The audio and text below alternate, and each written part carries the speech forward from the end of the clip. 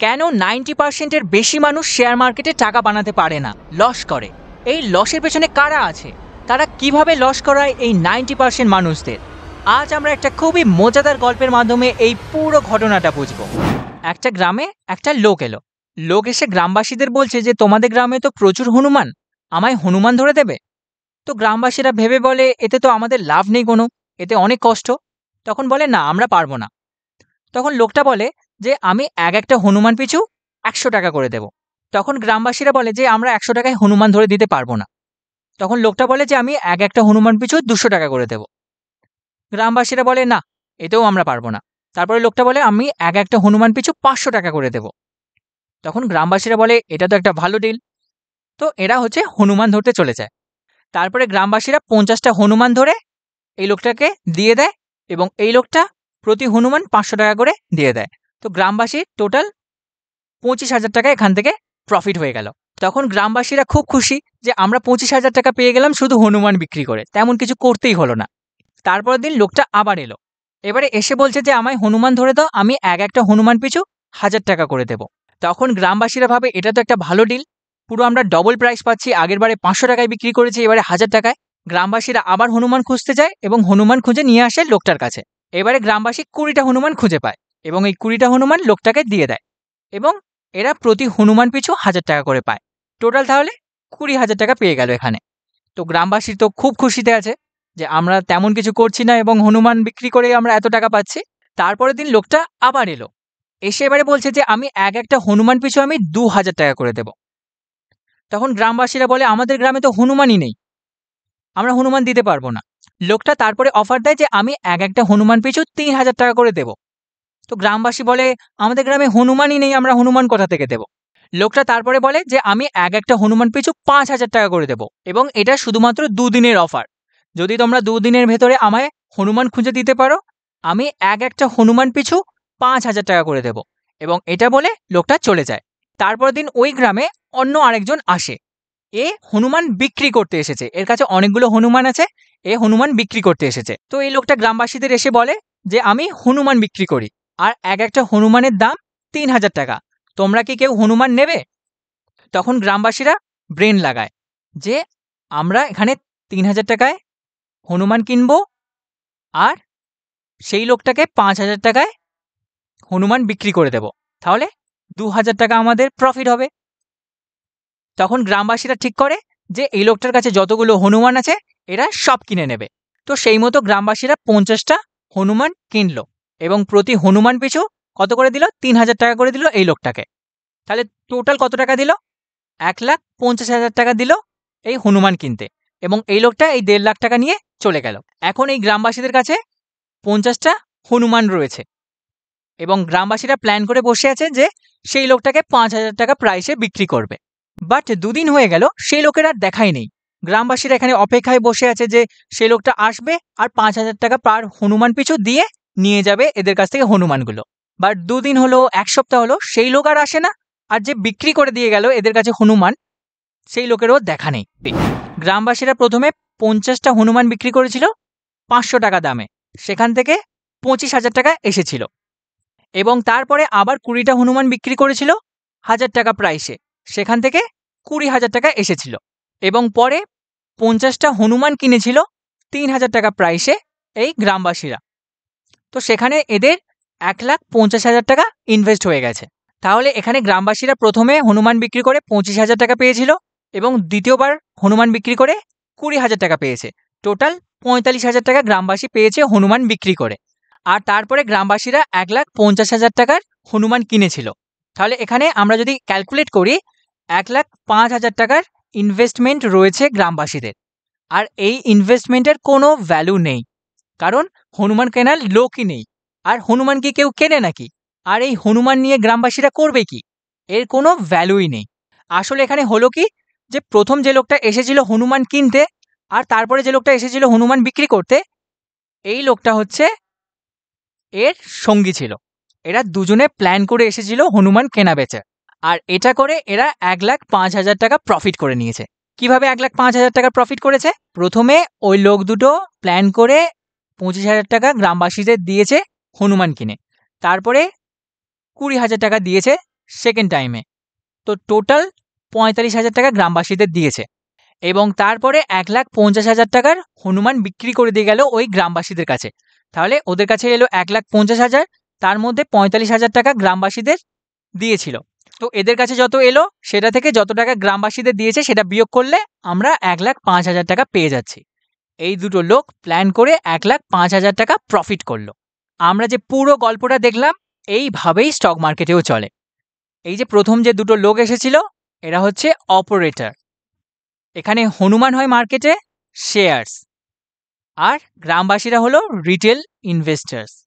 এখানে কি হয়, অপারেটররা শেয়ার প্রাইসকে এরকম ওপরের দিকে নিয়ে যায়, আর তখন এই রিটেল ইনভেস্টাররা লোভে পড়ে যায়, মনে করে যে এখানে ইনভেস্ট করলে আমাদের টাকা ডবল হয়ে যাবে, 5 গুণ হয়ে যাবে। তো এখানে রিটেল ইনভেস্টাররা এসে কেনা স্টার্ট করে, আর যখন দেখে যে অনেক রিটেল ইনভেস্টার এসে গেছে তখন আরেকটু ওপরে নিয়ে গিয়ে এই অপারেটররা এখানে বিক্রি করে দেয়। বিক্রি করলে কি হবে, এরকম ক্র্যাশ হবে, আর এখানে এই রিটেল ইনভেস্টাররা ফেঁসে যায়। আর এই কারণে 90%-এর বেশি মানুষ যারা শেয়ার মার্কেটে নতুন আসে তারা লস করে। আর এই লসের পেছনে মেইন কারণ কি? একটা কারণ তো জানলাম যে অপারেটররা শেয়ার প্রাইসকে ওপরের দিকে নিয়ে যায় আর তারপরে নিচে ফেলে দেয়। বাট এখানে আসল কারণটা হচ্ছে রিটেল ইনভেস্টরের লোভ, যে এখানে ইনভেস্ট করলে আমাদের টাকা তাড়াতাড়ি গ্রো করে যাবে, টাকা ডবল হয়ে যাবে, 5 গুণ 10 গুণ হয়ে যাবে। এই লোভের কারণেই এই রিটেল ইনভেস্টররা ফাঁসে। আর এই লোভের কারণ কি? কারণ সঠিক নলেজ নেয় না, মার্কেটে আসার আগে শেখে না যে মার্কেট কিভাবে চলে। যারা শেয়ার মার্কেটে অনেক দিন ধরে রয়েছে, যাদের মার্কেটের এক্সপিরিয়েন্স আছে, তারা জানে কিভাবে এই অপারেটররা শেয়ার প্রাইসকে ওপরের দিকে নিয়ে যায় আর রিটেল ইনভেস্টার্সদের ফাঁসায়। তাহলে এখানে রিটেল ইনভেস্টার্সদের বাঁচার উপায় কি?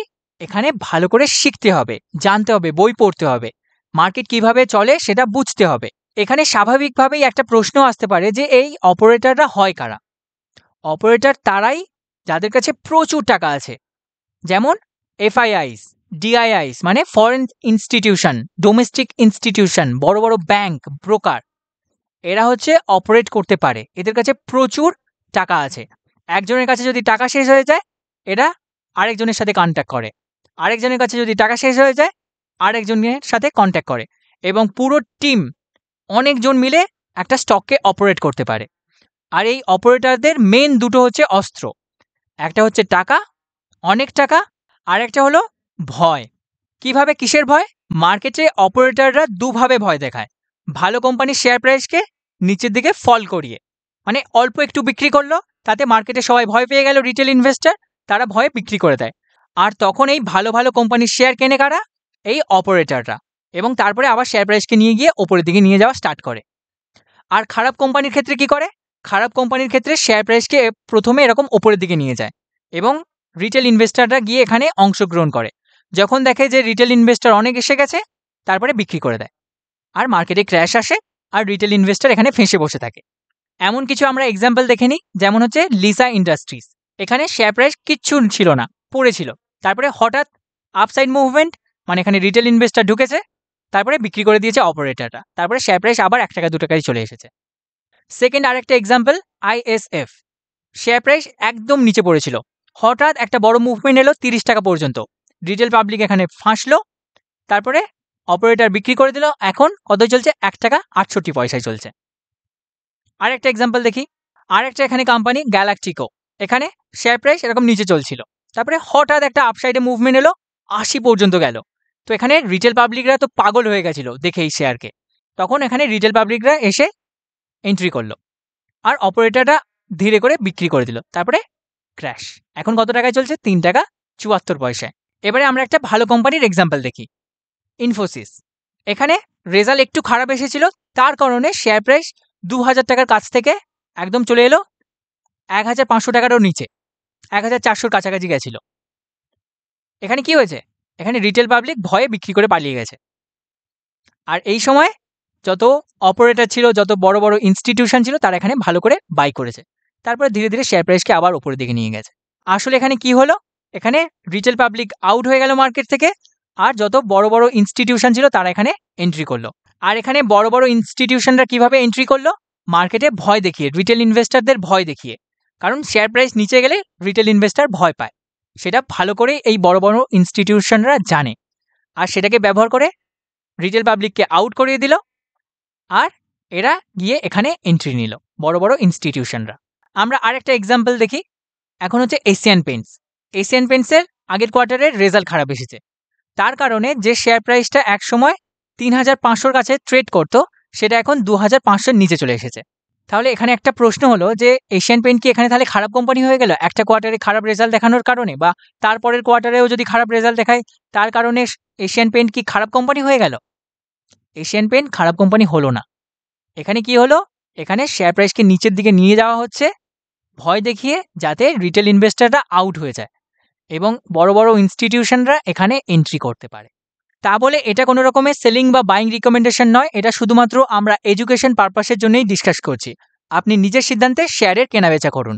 আমরা যদি গুগলে গিয়ে এই জিনিসটা সার্চ করি, হু আর স্টক অপারেটার্স, তো গুগলের অ্যান্সার আসে যেটা stock operator refers to an individual or group in the stock market who actively manipulate stock price by placing large order to influence the market. মার্কেটকে ইনফ্লুয়েন্স করার জন্যে বড় বড় অর্ডার দেয়, often with an intention of profiting from significant price swing. এই উদ্দেশ্যে শেয়ারকে manipulate করে, যখন শেয়ার প্রাইস ওপরের দিকে যাবে যে সুইং পাবে সেই সুইংয়ের মাধ্যমে প্রফিট বানানো। Sometimes through strategies that can be consider unethical or risky for smaller investors. Essentially, they are individuals who have significant control over particular stock and can use that power to move its price in a desired direction. আসলে আমরা এই পুরো জিনিসটা থেকে একটা জিনিস বুঝতে পারছি যে একজন ব্যক্তি বা একের বেশি ব্যক্তি, একটা গ্রুপ যাদের কাছে প্রচুর টাকা আছে, যারা শেয়ার প্রাইসকে ম্যানিপুলেট করতে পারে, ওপরের দিকে নিয়ে যেতে পারে, নিচের দিকে নিয়ে যেতে পারে, তারা হচ্ছে স্টক অপারেটর, এবং এই মাধ্যমে তাদের মেইন উদ্দেশ্য থাকে প্রফিট বানানো।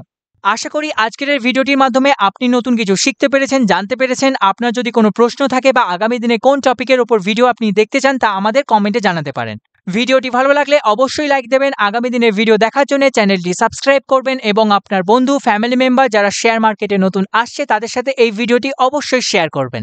শেয়ার করার মাধ্যমে আমরা একসাথে গ্রো করতে পারবো। আবার দেখা হবে নেক্সট ভিডিওতে। ধন্যবাদ।